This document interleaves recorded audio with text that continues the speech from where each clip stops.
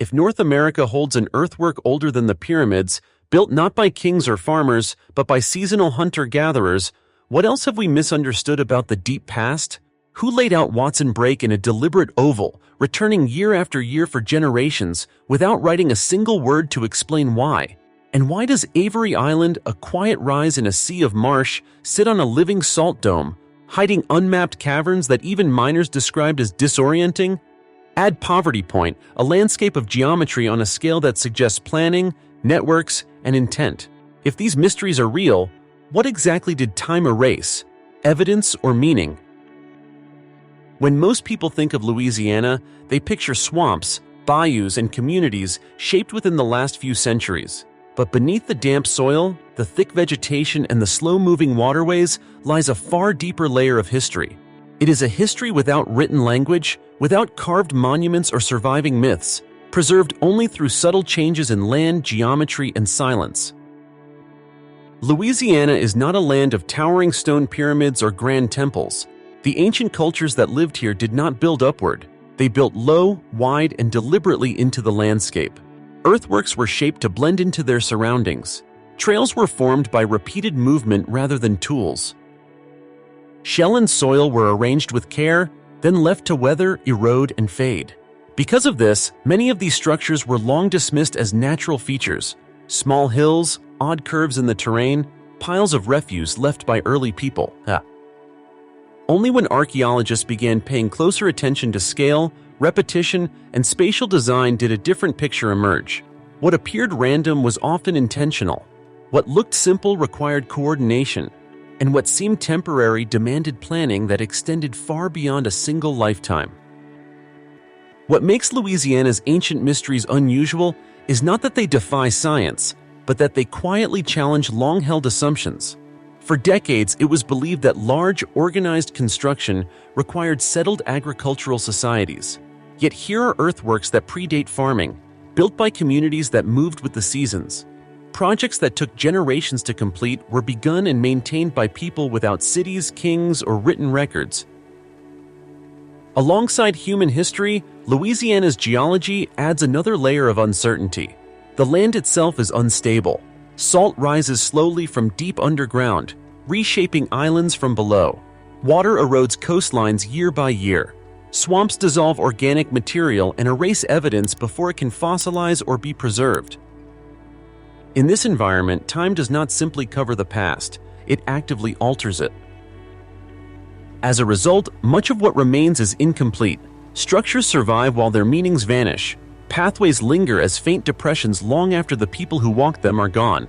Patterns endure, but the reasons behind them are lost. The 10 mysteries explored in this video are not isolated puzzles. Together, they form a single pattern. They show a landscape shaped by human intention and natural forces working side by side over thousands of years. What we are left with is not a rewritten history, but an unfinished one. Here, history does not provide answers. It presents evidence without explanation. And in Louisiana, that absence of certainty may be the most revealing discovery of all. 1. Watson Brake. At first glance, Watson Brake does not look extraordinary. There are no towering walls, no sharp angles, no dramatic elevation changes. The site sits quietly in a wooded area near the Ouachita River, its low earthen rises blending almost seamlessly into the surrounding land. For thousands of years, that subtlety helped it remain unnoticed. But beneath that calm surface lies one of the most unsettling facts in North American archaeology. Watson Brake is approximately 5,000 years old, older than the Egyptian pyramids, older than Stonehenge, and older than most monumental architecture anywhere in the Americas. Yet it was not built by kings, priests, or settled farming societies. It was constructed by hunter-gatherers, people who moved with the seasons, followed food sources, and left no written record behind. The site consists of 11 earthen mounds connected by low ridges, forming a large oval-shaped enclosure. This shape is not accidental. The mounds are evenly spaced, the ridges are deliberate, the geometry is consistent. Creating it required planning, coordination, and a shared understanding of design. More importantly, it required time, not months or years, but generations. Archaeological evidence suggests that Watson Break was built gradually over centuries. Groups returned to the same location again and again, adding soil basket by basket, season after season. This means the people who began the project never lived to see it completed, and yet the work continued. That raises a difficult question. Why would a society without permanent settlements invest so much effort into a single place? Watson Break does not appear to be a fortress. It offers no clear defensive advantage. It does not resemble a village laid out for daily living. There is no clear evidence of elite burials or centralized authority. Nothing about it suggests power, wealth, or control. What it does suggest is meaning. Some researchers believe the oval shape may relate to seasonal cycles, the movement of the sun, the timing of floods, or the migration of animals. Others think the site functioned as a gathering place, where scattered groups came together periodically to trade, socialize, or conduct ceremonies. But no theory fully explains why this exact shape was chosen, or why the effort was sustained for so long. What Watson Break ultimately challenges is not one historical detail, but an entire assumption. It shows that long-term planning, shared purpose, and architectural vision did not begin with agriculture or cities. They emerged earlier, among people we once assumed were incapable of such complexity. The Earth still holds their design. What it no longer holds is their explanation. And that absence is where the mystery begins. 2. Avery Island. Avery Island feels out of place the moment you arrive. In a region defined by flat marshland and slow-moving water, the ground here rises unexpectedly. Trees grow thicker. The land feels firmer. Nothing about it suggests danger or mystery at the surface. And yet, everything about Avery Island is shaped by what lies far below it. The island exists because of a massive underground salt dome, a column of ancient salt that has been pushing upward through layers of rock and sediment for millions of years. Salt behaves differently than stone.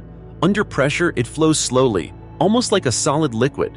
As it rises, it lifts the land above it, creating a quiet elevation in an otherwise low landscape. Inside the salt dome are caverns, hollow spaces formed by water, pressure, and time. Some are small pockets, others may be long, echoing chambers. The problem is that no one has ever mapped them completely. Much of what lies beneath Avery Island remains unexplored. That uncertainty is what turns geology into mystery. Early miners and explorers described strange experiences underground, sounds that carried too far, echoes that seemed distorted, a sense of disorientation as if the walls absorbed light and direction at the same time. Some reported feeling air movement in places where no openings should exist. Others said the ground felt unstable beneath their feet, despite the apparent solidity of salt. Salt domes are not static. They expand, contract, and shift over time. Caverns can slowly close. New voids can form. What existed a century ago may no longer exist in the same shape today. That means the interior of Avery Island is constantly changing, silently, invisibly. Long before industrial mining, native peoples were drawn to this place. Salt was essential for survival. It preserved food. It allowed meat to be stored and transported. For thousands of years, people came to Avery Island to gather it. They knew the land was different. They knew it came from deep within the earth, but they could not have known what lay beneath their feet. It is easy to imagine how this knowledge became uneasy awareness, digging into salt while hollow spaces echoed below, hearing sounds that could not be traced, feeling subtle shifts in the ground. These experiences may never have become legends, but they would not have gone unnoticed. Today, Avery Island feels calm. Birds move through the trees. Water reflects the sky. The surface shows no sign of instability, but that calm rests on something alive beneath it, something ancient, slow, and unfinished. You can stand on Avery Island without ever seeing the mystery, yet knowing it exists is enough to change how solid the ground feels.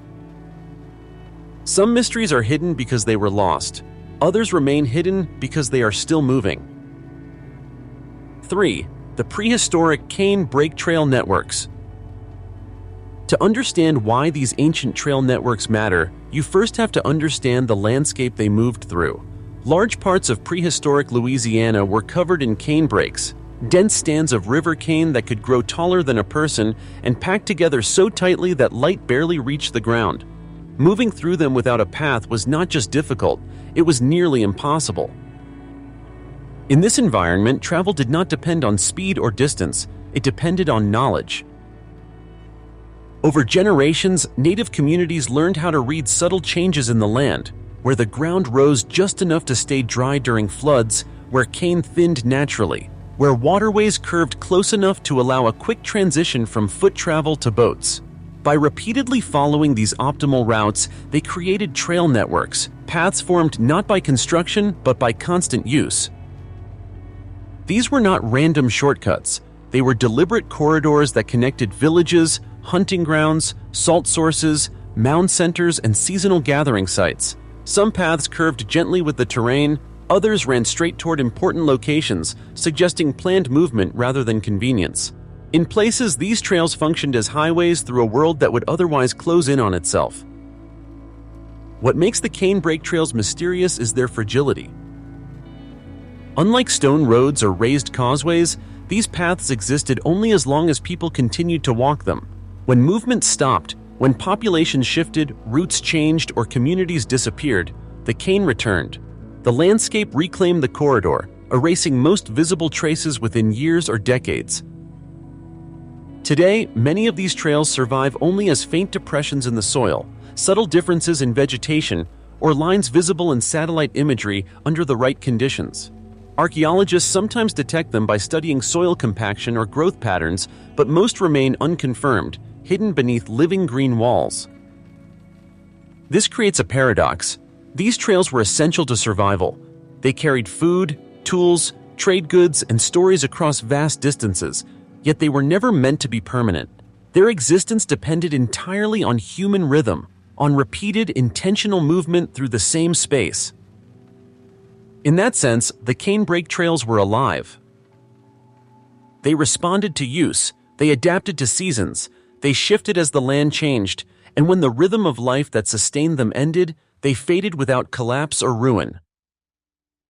Modern roads and hunting paths sometimes unknowingly follow these same routes.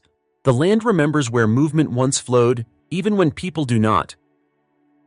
Standing at the edge of a cane brake today, you may feel nothing unusual, but beneath your feet, the ground may still hold the memory of countless journeys, paths that once made an impossible landscape navigable, and then quietly disappeared when they were no longer needed.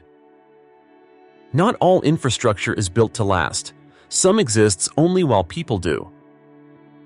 4. Bayou Teche and the Lower Mississippi Bayou Mounds. Along the slow curves of Louisiana's bayous, the land rises in places where it otherwise should not. These elevations are subtle, often no more than gentle slopes covered in grass, trees, or brush. To an untrained eye, they look natural, but many of them are not. They are mounds, built and rebuilt over thousands of years by different communities who lived along the bayous of the lower Mississippi region, including Bayou Teche. What makes these sites mysterious is not just their age, but their layered silence.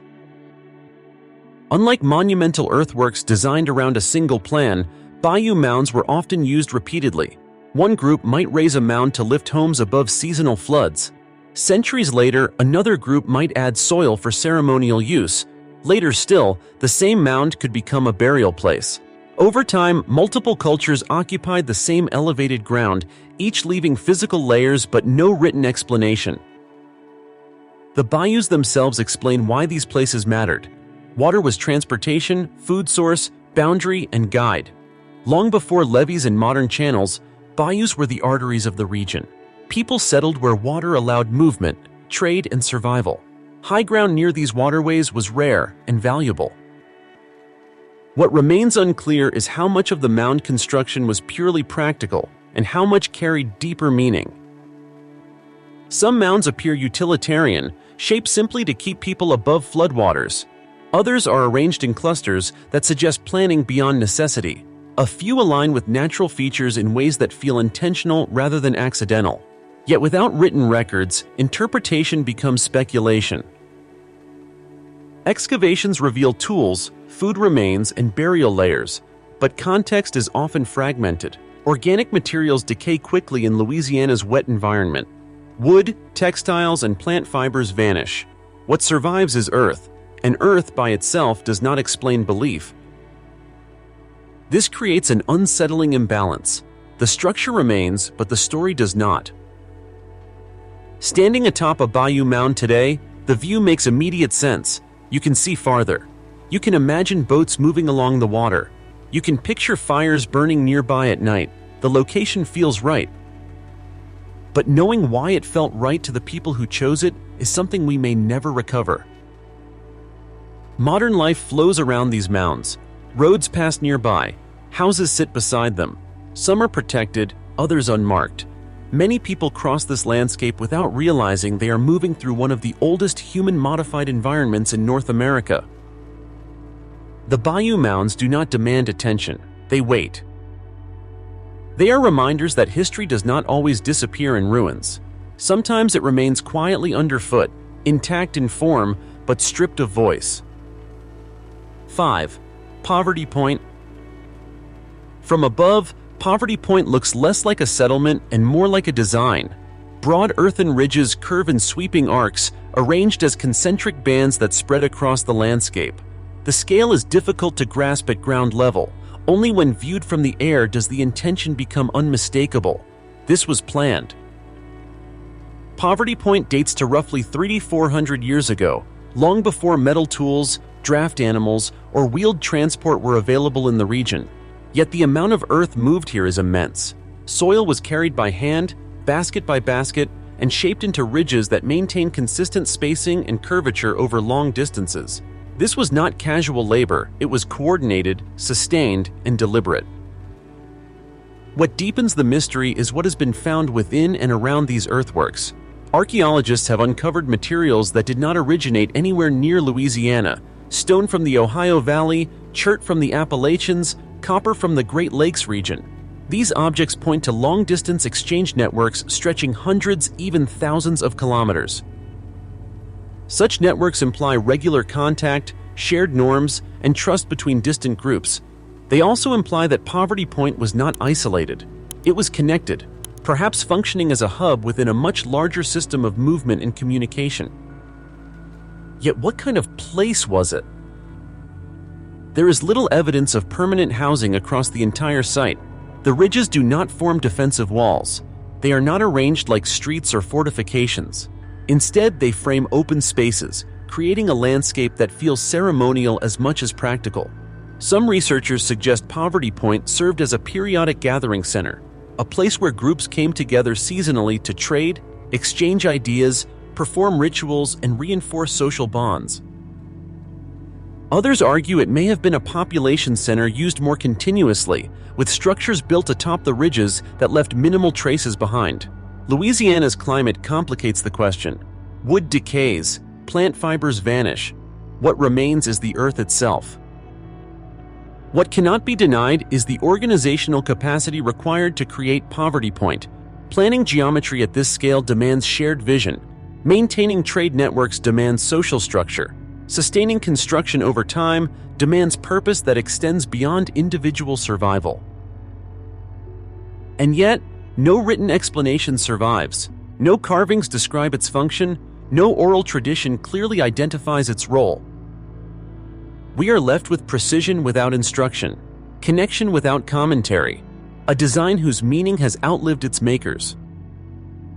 Poverty Point does not contradict what we know about the past. It exposes how much of it was never recorded. 6. Marksville Site.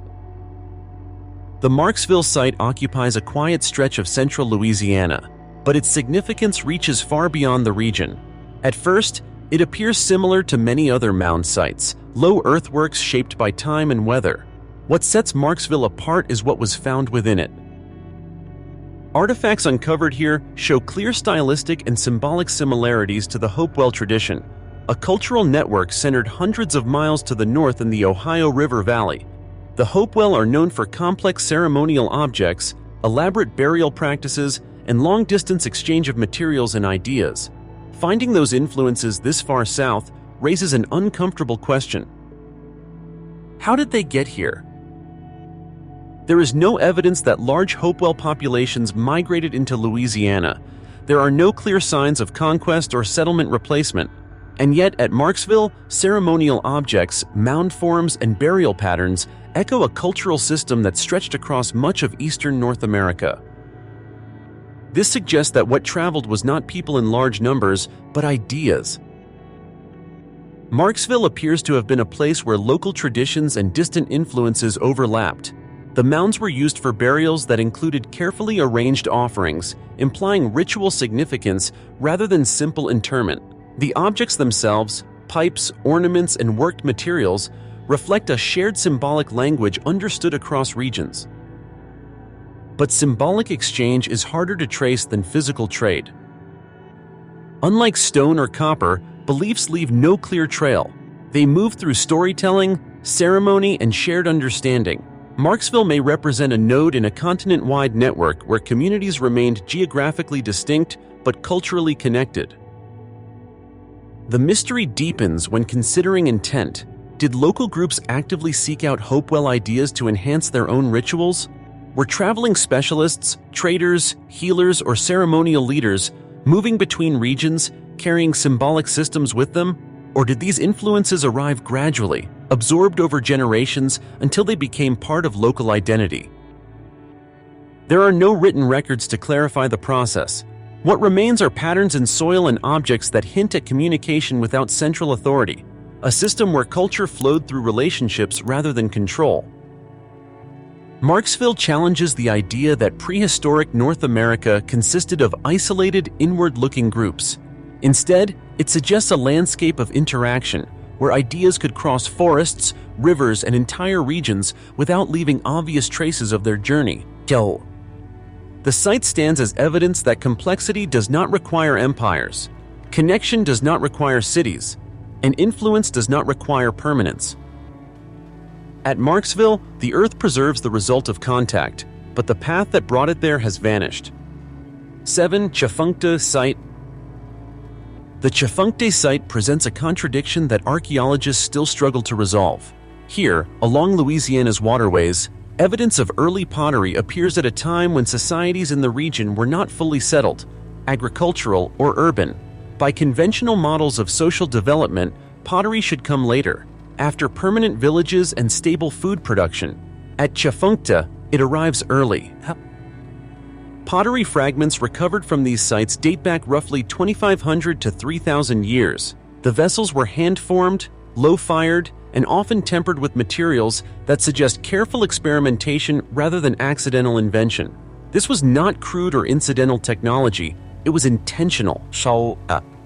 Yet the people who made this pottery were still largely hunter-gatherers. They moved with the seasons. They relied on fishing, foraging, and hunting.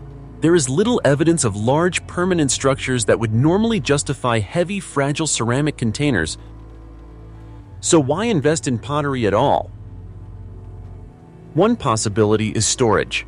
Pottery allows food to be preserved longer, especially in a climate where resources fluctuate seasonally. Another theory points to social or ritual use, vessels employed during gatherings, feasts, or ceremonies rather than daily life. Pottery can also signal identity, marking group membership through shared styles and techniques. But none of these explanations fully accounts for the timing. In Louisiana's wet environment, pottery is difficult to maintain. It breaks easily. It adds weight to a mobile lifestyle. Choosing to develop it anyway suggests that its value outweighed its inconvenience. That value may not have been practical, it may have been symbolic. What Tchefuncte reveals is that technological progress does not always follow a straight line. Societies experiment. They adopt tools for reasons that do not align neatly with survival efficiency. Cultural priorities, ritual, memory, identity can drive innovation just as strongly as necessity. The absence of written records leaves us with fragments and context, not conclusions. We know the pottery existed. We know who made it. We do not know why it mattered enough to persist. That uncertainty matters. It forces us to reconsider how we define advancement. If pottery can appear before permanent settlement, then technology is not simply a response to lifestyle. It can be a choice that reshapes it. At Chefunkte, clay holds the imprint of hands that worked against expectation. The vessels survived. The reasoning behind them did not. 8 Bayou Grand Chenier Mounds. Along Louisiana's fragile coastline, time moves faster than history can keep up. Storms reshape the land. Tides cut away at the shore. Saltwater creeps inland, dissolving what once seemed permanent. It is here, near Bayou Grand Chenier, that some of the most vulnerable ancient sites in the state are quietly disappearing. The Bayou Grand Chenier mounds are coastal earthworks built primarily from layers of shell, soil, and sediment. Unlike inland mounds, these structures were shaped in direct conversation with the sea. Shell after shell was placed with intention, forming elevated platforms that rose above the surrounding wetlands. Their construction required repeated effort over long periods of time, proof that these locations mattered. What remains unclear is why. Some researchers believe these mounds functioned as habitation sites, lifting homes above flood-prone ground. Others suggest they served as seasonal gathering places where coastal resources could be harvested and shared. There is also evidence that certain mounds may have held ritual significance, their elevated positions marking places of ceremony or remembrance. But the greatest mystery surrounding Bayou Grand Chenier is not its function, it is its impermanence. Coastal erosion is actively destroying these sites. Each year, waves and rising water levels strip away layers that took centuries to build. In some cases, mounds documented only decades ago have been reduced to fragments or erased entirely. Artifacts are exposed briefly, then lost to the sea, Asol. This creates a race against time. Archaeologists are forced to work quickly, often documenting sites rather than excavating them fully. There is not enough time to answer every question before the landscape itself removes the evidence. The shell layers add another dimension to the mystery. They are not random refuse piles. Their structure suggests deliberate placement, repeated patterns, and long-term use. Yet without the surrounding context, wooden structures, organic materials, or living spaces, the meaning behind these layers remains incomplete. Bayou Grand Chenier reveals a harsh truth about the past. Not all history is allowed to survive. Some stories vanish not because they were forgotten, but because the environment that preserved them no longer exists. Standing near the coast today, it is difficult to imagine how much has already been lost beneath the waterline. The land looks calm, the sea looks distant, but erosion works quietly, just as time does. These mounds are not only ancient mysteries, they are warnings. If understanding comes too late, even the questions may disappear. 9. Manchac Swamp. Manchac Swamp is dense, dark, and deceptively quiet. Thick vegetation closes in from all sides. Water sits low and still, hiding the ground beneath it. In places like this, the land does not preserve history, it destroys it. And that is precisely why Manchac Swamp is one of Louisiana's most unsettling archaeological mysteries. There is strong reason to believe that people once moved through this landscape regularly. The swamp lies near natural corridors between river systems. It would have offered access to fishing grounds, seasonal resources, and sheltered routes through otherwise open terrain. Yet compared to nearby regions, direct archaeological evidence here is scarce. Not because people were absent, but because the environment is unforgiving. Organic materials rot rapidly in the warm, wet conditions. Wood collapses, bone dissolves, plant fibers vanish. Even stone tools can be displaced by shifting sediment and slow-moving water. Over time, the swamp recycles the surface, erasing traces before they can settle into the archaeological record. This creates a dangerous illusion. A lack of evidence can be mistaken for a lack of human presence. But subtle clues suggest otherwise. Slight rises in the ground, irregular patterns in vegetation, old waterways that no longer flow but once guided movement. In some areas, soil compaction hints at repeated foot traffic, paths that may have existed long enough to matter but not long enough to survive. If Manchac was used primarily as a seasonal corridor rather than a permanent settlement, its traces would have been light to begin with. Combine that with an environment designed to erase, and you are left with silence. That silence is the mystery. How many routes once crossed this swamp? How many camps existed briefly, then vanished? How many stories unfolded here without leaving a mark strong enough to endure? These are questions archaeology may never answer with certainty. Manchac Swamp forces us to confront an uncomfortable reality. History is not evenly preserved. Some landscapes record everything, others delete it. What we know of the past is shaped not only by human action, but by where that action occurred. In places like Manchac, the past may be far richer than the record suggests and permanently beyond recovery. Here, the mystery is not what remains. It is what was never allowed to remain at all. 10. Shell rings of the Louisiana coast. Along parts of Louisiana's coastline, archaeologists have identified structures that are easy to overlook and difficult to explain. Shell rings. From the ground, they can appear like low rises or uneven patches of shell and soil. But when mapped or viewed from above, a clear pattern emerges. Circles and semicircles formed with intention. These shell rings date back roughly 3,000 to 4,000 years. They were created by stacking vast quantities of oyster and clam shells, sometimes mixed with soil, into continuous curved forms. The effort required was enormous. Shells had to be collected, transported, and placed repeatedly over long periods of time. The central mystery is simple and unresolved. Why build in circles? If these were merely refuse piles from daily meals, their shapes would be irregular and scattered. Instead, many shell rings show consistent curvature, defined boundaries, and open central spaces. This suggests the planning, not disposal, design, not accident. Some researchers propose that shell rings were residential, with homes arranged along the ring's edge and a communal space in the center. Others argue they were ceremonial, places for seasonal gatherings, rituals, or social organization tied to the coastal environment. There is also the possibility that they served multiple functions over time.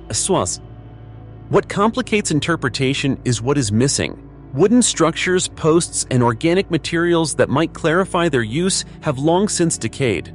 What survives is the most durable element: shell. As a result, structure outlasted meaning. The coastal setting adds urgency to the mystery. Rising sea levels and erosion are actively damaging these sites. Some shell rings have already been partially submerged or destroyed. Others may disappear before they are fully documented. Like the coastal mounds, they exist on borrowed time. Shell rings challenge assumptions about social complexity among coastal hunter-gatherers. They imply coordinated labor, shared space, and repeated communal activity, traits often associated with later, more developed societies, yet here they appear earlier, embedded in a lifestyle closely tied to tides, seasons, and marine resources. Standing within the arc of a shell ring today, there is often a strange sense of enclosure. The curve feels deliberate, the space feels defined. Something once happened here, something repeated enough to justify the effort. But whatever that purpose was, it was not preserved in words. Only the geometry remains, and geometry without context becomes a question. When the structures remain, but the meaning does not. Taken individually, none of these 10 discoveries overturn established history. They do not prove lost super-civilizations, advanced technologies beyond their time, or forgotten empires. That is not their significance. Their power lies elsewhere. Together, these sites reveal a consistent pattern across Louisiana's ancient landscape. Human intention remains visible long after human explanation disappears. Earthworks endure while beliefs fade. Geometry survives while language is erased. Trails vanish when movement stops. Coastal sites dissolve before understanding arrives. History, in this context, is not a complete record. It is a reconstruction assembled from what the land allowed to survive. In Louisiana, that land is unstable. Shifting water, rising seas, moving salt, and swamps that erase more than they preserve. What we know is shaped as much by environmental loss as by human action. These mysteries do not demand speculation. They demand humility. They remind us that planning, cooperation, and symbolic thinking existed earlier than we once believed, and often in forms that left no clear narrative behind. They show that complexity does not always announce itself with stone monuments or written texts. Sometimes it settles quietly into the ground and waits. If future generations were to judge our civilization only by what survives erosion, collapse, and neglect, how much of our meaning would remain? How many of our structures would outlast the reasons we built them? Louisiana's ancient sites offer no final answers. They offer something more difficult and more honest. A reminder that history is not wrong, it is incomplete. And what has been lost may be just as important as what endures.